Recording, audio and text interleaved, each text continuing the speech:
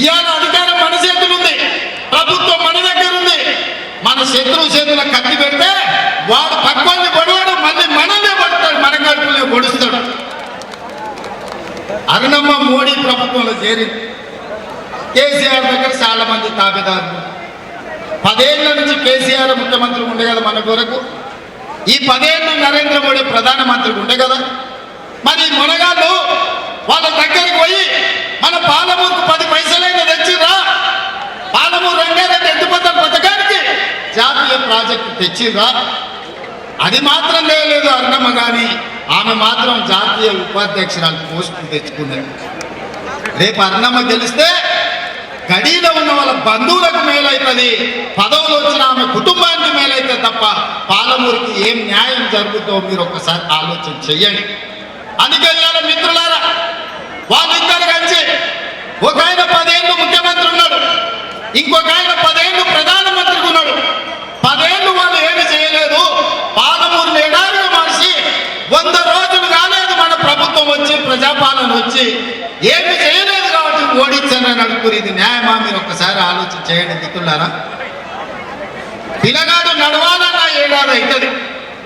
మన ప్రభుత్వం వచ్చి 3 నెలలు అయింది, ఎన్నికలు అయిపోయాక 6 నెలలు అవుతుంది. 6 నెలల తర్వాతనే అన్నప్రాసం చేస్తారు, అవునా? అప్పుడే ఈ ప్రభుత్వం మీద శాపనార్థాలు పెడుతున్నారు. ఇక కేసీఆర్ మాటలు చూస్తుంటే అయితే పిట్టలతో ఎక్కువ తాతయ్య తయారైంది. ఆయన తండ్రికి తగ్గిన పెట్టినోడంట చిన్నాయనకు పిండాలు పెడతాడట కృష్ణానదిలో పోయి. నీ పార్టీలో ఉన్న ఎమ్మెల్యేలను చక్కగా ఏడుస్తలేవు, నీ ఎమ్మెల్యేలు నీ ఎంబడి ఉండలేరు. ఎదురుగున్న పార్టీలో 20 మంది ఎమ్మెల్యేలు ఉంటారని చెప్తున్నావా? ఇంకా ఎన్ని రోజులు నీ కథలు చెప్పి బతుకుతావు కేసీఆర్? నీ కథలకు కాలం చెల్లింది, నీ కారు ఆనందడి ఆడ షెడ్డుకు పోయింది. అందుకే మిత్రులారా, నరేంద్ర మోడీని చూసినాం, చంద్రశేఖరరావుని చూసినాం, ఢిల్లీలో మోడీని చూసినాం, ఢిల్లీలో కేడీని చూసినాం. మొన్న డిసెంబర్లో కేడీని పొందబెట్టిండ్రు. ఈసారి మోడీని ఓడగొట్టి పాలమూరు పౌరుషాన్ని చూపించాలని చెప్పి మా మిత్రులందరికీ నేను విజ్ఞప్తి చేస్తున్నా. ఈ జిల్లా నుంచి ముఖ్యంగా ఇవాళ మనల్ని దొంగ దెబ్బ తీయాలని బీజేపీ వాళ్ళు, బీఆర్ఎస్ వాళ్ళు ఒక్కటయ్యి మన వెనకంగా కుట్రలు చేస్తున్నారు.